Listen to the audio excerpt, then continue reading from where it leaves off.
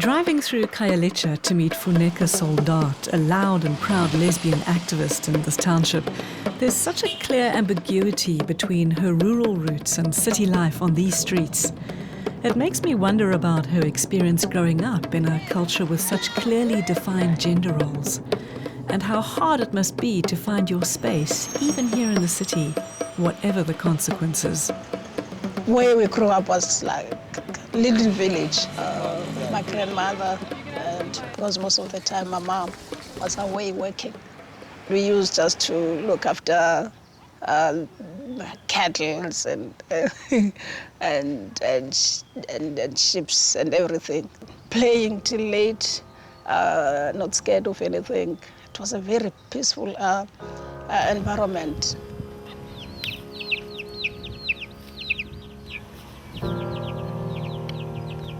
My family were so traditionalists.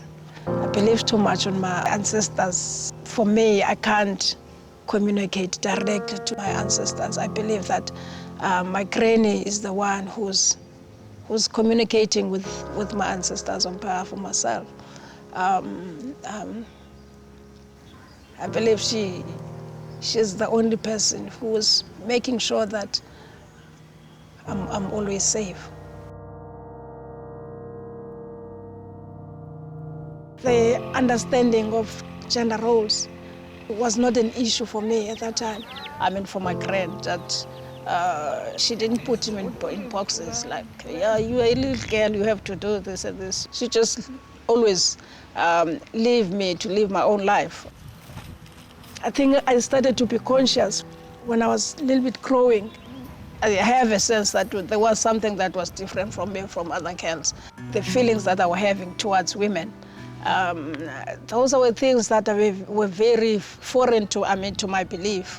I think that was the worst thing that really frustrated my mom, because most of the kids that my mom have, they never survived.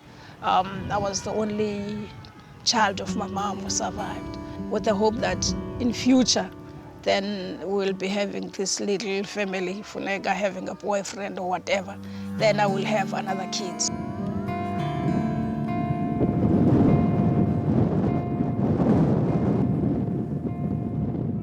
Physically, when my parents look at me, it was look like I was ambiguous genitals. I couldn't refer it to anything, like maybe saying that, oh, it's cool because I've seen this before, but unfortunately, to me, it was look like I'm the first person that was having that. The doctors made my family to believe that I was intersex.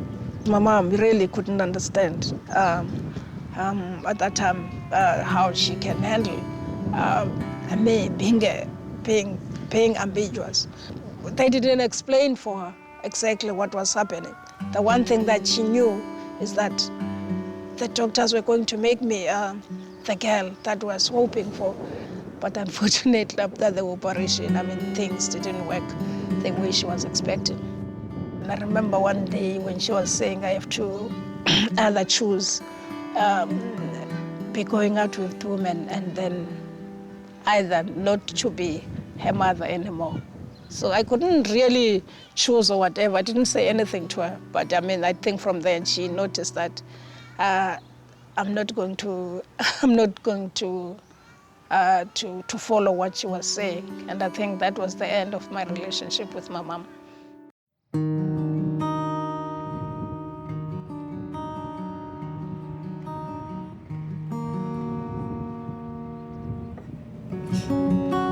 It was in the early 90s, during an atmosphere of national change and hope in South Africa, that Funeka came to Cape Town in search of her own freedom.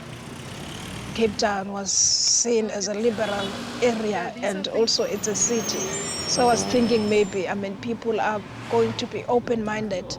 The one thing that I was hoping for was for me just to be me, just to live my own life. And to freely love women the way I feel.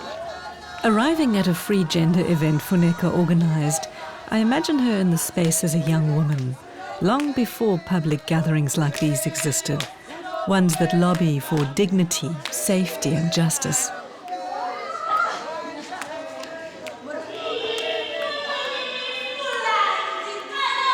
Through the years, Funeka's greatest support has come from Derek Fine. He's a fellow activist and her closest friend. Tell us about meeting Funeka for the first time and your first impressions of her. It was a time when street committees were very much prevalent in Cape Town, and in the area of Khayelitsha where Funeka was staying. Funeka, being who she is, out and proud and in your face, but at the same time very warm. Funeka was just arrived in Cape Town and she was being herself, like she always is.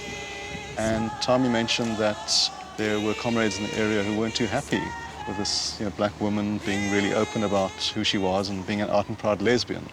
And there was a major interaction episode happening there. Funeka wasn't going to back down, she never does. And that was my first introduction to Funeka, and I thought, wow, I'm going to meet this strident activist.